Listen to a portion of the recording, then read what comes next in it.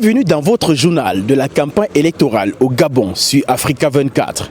Alain-Claude Billy-Bizé, soutenu par la plateforme Ensemble pour le Gabon, a donné une conférence de presse au siège de son mouvement à Libreville. Occasion pour l'ex-premier ministre de rappeler son engagement et ses projets pour le Gabon s'il est élu le 12 avril. Il envisage notamment de réduire le train de vie de l'État, mettre en place des mesures de soutien aux travailleurs et aux personnes défavorisées, restaurer la dignité des Gabonais. Une première conférence de presse qui donne le ton d'une campagne où les enjeux sociaux et institutionnels sont au cœur des débats. Reportage.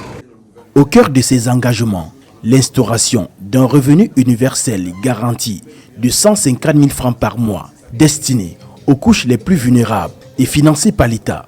Une mesure que Alain-Claude Billy-Bizé, candidat à l'élection présidentielle, présente comme une réponse à la précarité grandissante et à la nécessité de restaurer la dignité des Gabonais. En choisissant ce programme révolutionnaire qui cible précisément ceux qui en ont le plus besoin, tout en respectant les travailleurs actifs, nous redéfinissons ce que signifie une nation unie et solidaire. La caisse de solidarité et le revenu universel garanti à 150 000 francs CFA permettra enfin à chaque Gabonais, quelle que soit sa situation, de vivre dans la dignité et de participer pleinement à la prospérité de notre pays. De la sorte, chaque Gabonaise et chaque Gabonais pourra bénéficier véritablement de la richesse de son pays. Alain-Claude Billy-Bizé a également dénoncé la proximité du régime en place avec l'ancien parti au pouvoir, le Parti démocratique gabonais, qu'il accuse de vouloir perpétuer un système décrié par une large frange de la population.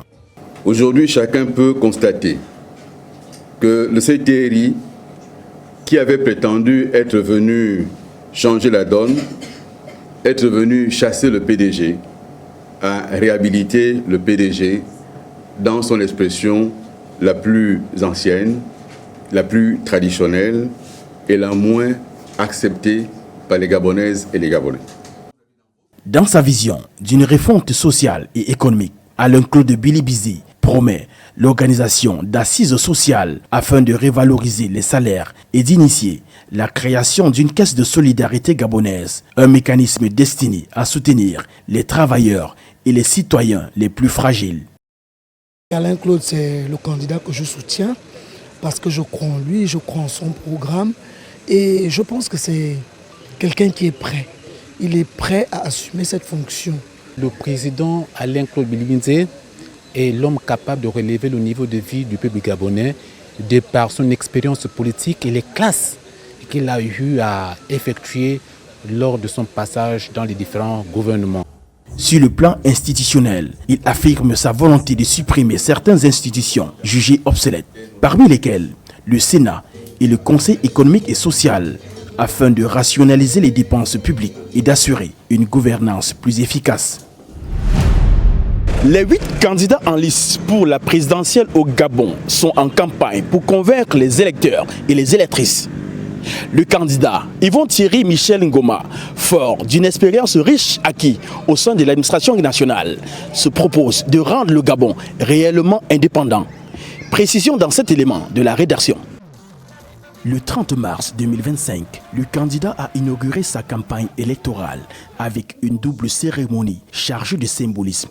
D'abord, une célébration eucharistique a rassemblé les fidèles autour d'un message d'espoir et de renouveau, avant qu'un grand meeting populaire ne prenne place au cœur du quartier Belvedere, dans le 3e arrondissement de Libreville.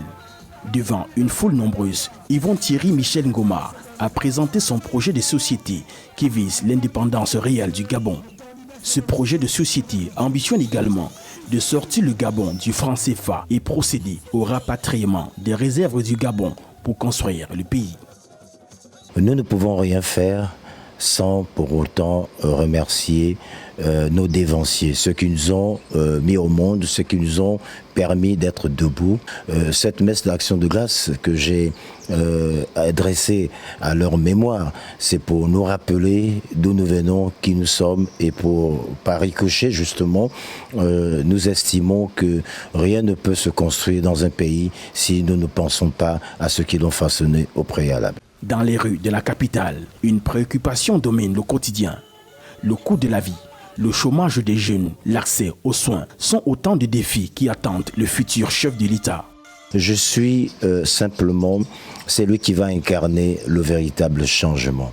Le changement de l'austérité, le changement du mépris, le changement du délaissé, du compatriote qui n'est pas écouté, qui n'est pas pris en considération, dont le porte-voix ne peut se tenir que sur la base d'une prise de conscience dont j'incarne aujourd'hui. Avec près de 40% des moins de 30 ans sans emploi, la relance de l'économie et la modernisation de la formation professionnelle sont plus que jamais des priorités.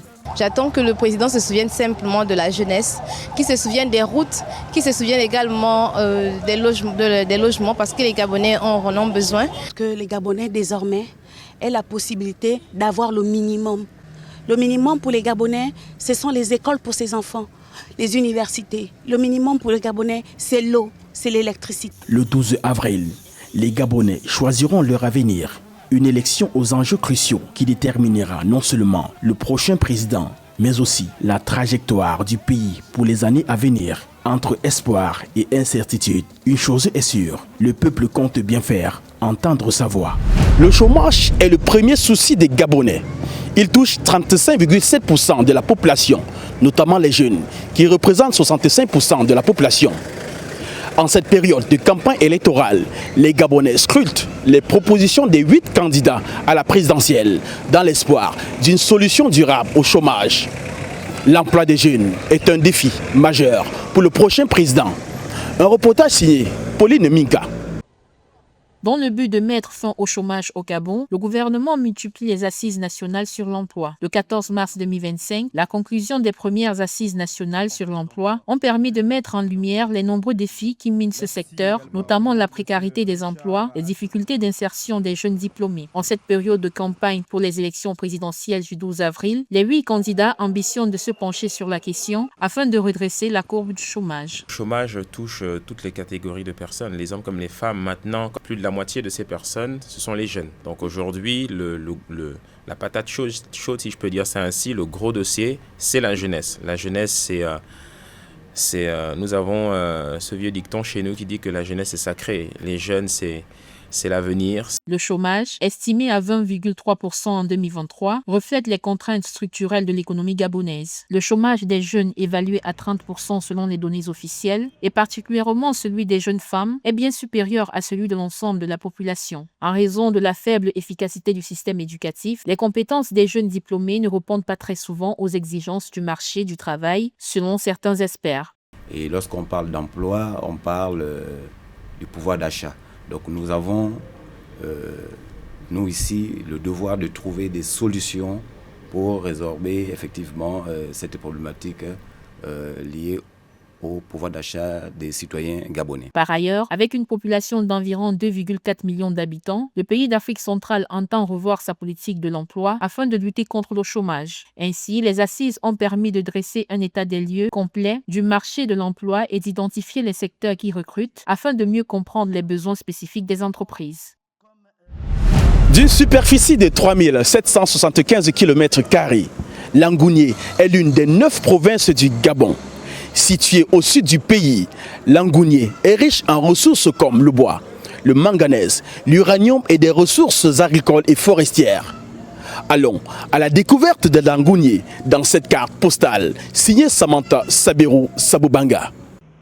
Estimée à 415 habitants selon le recensement de 2013, la province de Langounié, située au sud du Gabon, possède plusieurs ressources naturelles qui sont d'une grande importance pour l'économie du pays. D'une superficie de 3775 km², de l'avis de certains experts, l'exploitation de ces ressources naturelles ne contribue pas suffisamment au développement de la province. La province de Langounié dispose d'un potentiel économique extraordinaire. Il y a par exemple la frontière avec le Congo qui peut favoriser les échanges. Il y a de nombreux sites touristiques qui peuvent être valorisés. Il existe un important réseau hydraulique qui peut favoriser la production de l'énergie. Langounier, comme beaucoup d'autres provinces gabonaises, est riche en ressources naturelles, en particulier le bois, l'eau et en terres agricoles qui sont des moteurs de développement économique. Langounier également est traversé par plusieurs cours d'eau qui sont utilisés pour la production d'hydroélectricité. Ces ressources hydrauliques offrent un potentiel pour la production d'énergie dans le cadre de projets énergétiques de ce pays d'Afrique centrale. Le chômage des jeunes, lui, reste très élevé dans cette province. Les solutions préconisées qui étaient valables à l'ère industrielle ne sont tout simplement plus adaptées à l'ère de l'information qui impose que l'on adopte une approche en termes de réseaux qui intègre Internet. Bien que l'exploitation des ressources naturelles de la province de Langounier ait le potentiel de contribuer au développement de la région, cela dépend largement de la manière dont ces ressources sont gérées et des politiques mises en place pour assurer que les bénéfices profitent aux habitants locaux. Il est essentiel de mettre en œuvre des mécanismes de redistribution, de veiller à la durabilité environnementale et de diversifier l'économie pour un développement véritablement inclusif. Vous êtes plus de 80 millions de foyers à nous suivre au quotidien. Merci de votre fidélité à notre média qui vous fait vivre à travers le journal de la campagne, la présidentielle 2025 au Gabon. Retrouvez cette édition sur MyAfrica24, la première plateforme de streaming HD de l'Afrique et sur tous nos réseaux de diffusion. Dans un instant, une nouvelle édition de l'actualité africaine.